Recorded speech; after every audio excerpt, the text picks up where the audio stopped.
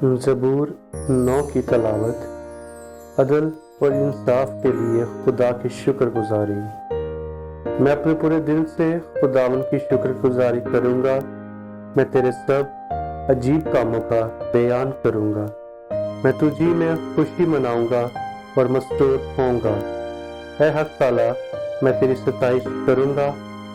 जब मेरे दुश्मन पीछे हटते हैं तो तेरी हजूरी के सबब से लज़िश खाते और हलाक हो जाते हैं, क्योंकि तूने मेरे हक की और मेरे मामला की तायद की है। तूने तख्त पर बैठकर सदाकत से इंसाफ किया। तूने कौमों का झिड़का, तूने शरीरों को हलाक किया है। तूने उनका नाम अब्दुल आबाद के लिए मिटा डाला है।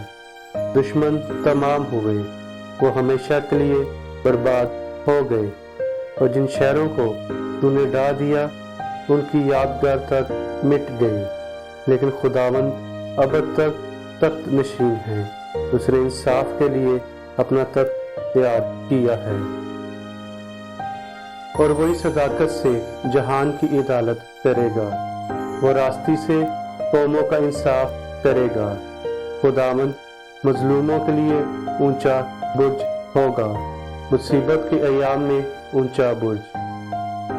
और वो जो तेरा नाम जानते हैं तुझ पर तवक्कल करेंगे, क्योंकि ऐ खुदावंद, तूने अपने तालबों को तर्क नहीं किया है। खुदावंद की सताइश करो जो सयून में रहता है। लोगों के दरमियान उसके कामों को बयान करो, क्योंकि खून की प्रस्तिश करने वाला उनको याद रखता है। वो गरीबों की फरियाद को नहीं भूलता। ऐ खुदावंद, मुझ पर रहम कर।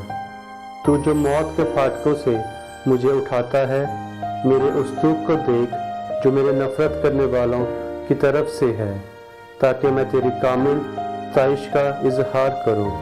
सयून की बेटी के फाटकों पर मैं तेरी निजात से शादमान होऊंगा। कौमें खुद उस गड्ढे में गिरी हैं जिसे उन्होंने खोदा था। जो जाल उन्होंने लगाया था उसमें उन्हीं का पांव फंसा।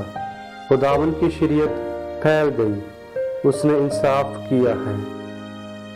शरीर अपने ही हाथ के कामों में फंस गया है।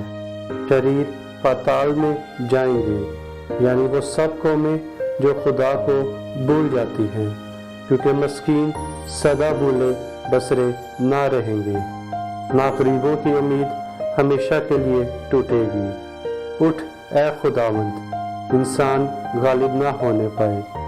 कौमों की अदालत तेरे हजूर हो। ऐ खुदावंद, उनको खौफ दिला। कौमें अपने आप को बशरी जाने। आमीन।